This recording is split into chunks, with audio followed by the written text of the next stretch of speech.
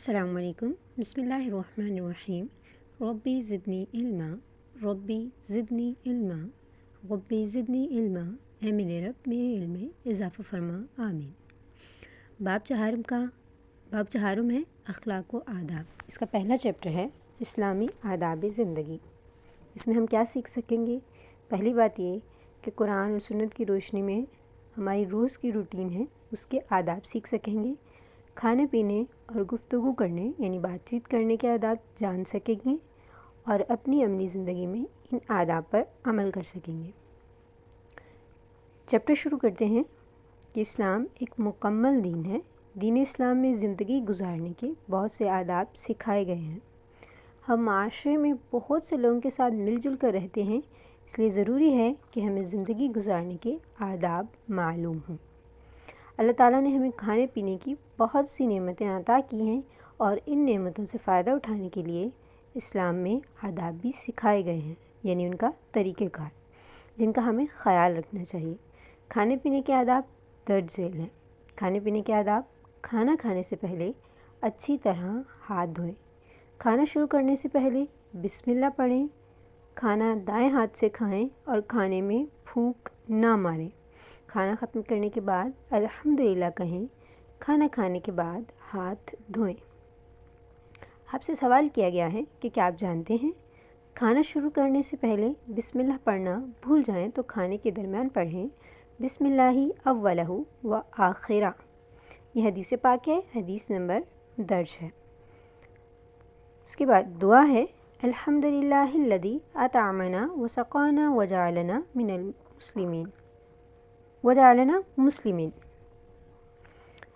تمام تعریفیں اس اللہ کے لیے ہیں جس نے ہمیں کھلایا پلایا اور مسلمان بنایا۔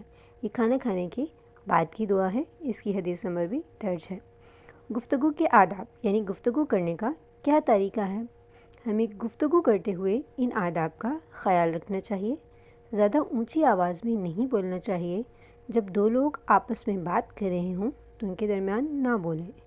بڑوں کے ساتھ ادب سے بات کریں، دوسروں کی بات توجہ سے سنیں۔ مزید جانیے کہ باکس میں دیکھیے سورہ حجرات آیت نمبر 11 یعنی کہ 11 ہے، اور ایک دوسرے کا برا نام نہ رکھو۔ ہمیں چاہیے کہ ہم بات کرتے ہوئے دوسروں کا خیال رکھیں، کسی کو اپنی گفتگو سے تکلیف نہ دیں اور نہ ہی کسی کا دل دکھائیں۔ سب سے پہلی ایکسرسائز ہے درست جواب کا انتخاب کریں۔ کھانا شروع کرنے سے پہلے پڑھنی چاہیے الحمدللہ، بسم اللہ، یرحمک اللہ۔ تو اس کا دوسرا جواب ٹھیک ہے بسم اللہ۔ گفتگو کے دوران آواز رکھنی چاہیے، زیادہ اونچی، زیادہ نیچی یا درمیانی آواز۔ تو اس میں لاسٹ آپشن آئے گا درمیانی آواز۔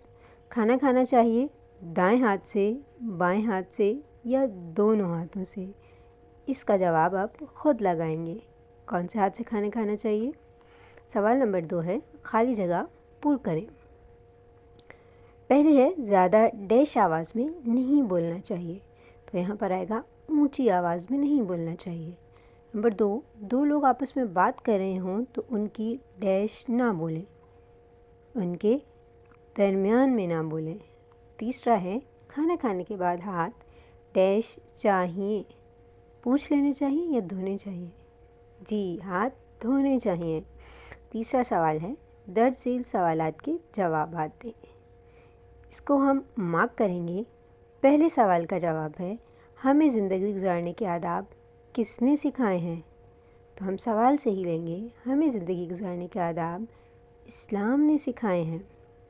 دوسرا سوال کھانا ختم کرنے کے بعد کیا کہنا چاہیے؟ کھانا ختم کرنے کے بعد الحمدللہ کہنا چاہیے۔ گفتگو کے کوئی سے 2 آداب بتائیے۔ تو ان میں سے یہ جو آپ کو 4 پوائنٹس دیے گئے ہیں، زیادہ اونچی آواز میں نہیں بولنا چاہیے، جب 2 لوگ آپس میں بات کریں تو ان کے درمیان نہ بولیں، بڑوں کے ساتھ ادب سے بات کریں، دوسروں کی بات توجہ سے سنیں۔ ان 4 میں سے کوئی 2 لکھ دیجیے۔ سرگرمیاں برائے طلبہ: جماعت میں مل کر کھانے کے آداب کے مطابق کھانا کھائیں، جیسے کہ مل جل کر کھانا، دعا پڑھ کے کھانا، سیدھے ہاتھ سے کھانا، اگر شروع میں دعا پڑھنا بھول جائیں یا بسم اللہ کہنا بھول جائیں تو درمیان کی دعا پڑھنا، کھانا کھانے سے پہلے اور بعد کی دعا کا چارٹ بنا کر کمرہ جماعت میں آویزہ کریں یعنی لگائیں۔ یہ آپ کی مرضی ہے، آپ کر سکتے ہیں، یہ ایکٹیویٹی ہے بہت اچھی، آپ کا ذہن بھی فریش ہو جائے گا۔ کھانا کھانے سے پہلے اور بعد میں ہاتھ دھوئیں، کیونکہ پہلے ہاتھ اس لیے دھونے چاہیے کہ ہو سکتا ہے پہلے آپ کے ہاتھ گندے ہوں اور کھانے کے ساتھ آپ کے پیٹ میں جرمس بھی چلے جائیں، اور بعد میں ہاتھ اس لیے دھونے چاہیے کہ آپ کے ہاتھ آئلی ہوں گے یا پراٹھا یا روٹی وغیرہ کے اجزاء اس کے ساتھ لگے ہوئے ہوں گے۔ اس کے بعد ہے سرگرمیاں برائے اساتذہ۔ طلبہ کو کھانا ضائع کرنے سے بچنے کی تاکید کریں اور طریقے بتائیں۔ سب سے پہلا طریقہ تو یہ ہے، ہمیں کھانا اتنا ہی نکالنا چاہیے جتنا ہمیں کھانا ہے، کیونکہ جب ہم برتن صاف نہیں کرتے تو جو باقی کا کھانا ہوتا ہے وہ ہم شیطان کے لیے چھوڑ دیتے ہیں اور وہ اس کے اندر آ کر منہ مارتا ہے اور اس کو کھاتا ہے۔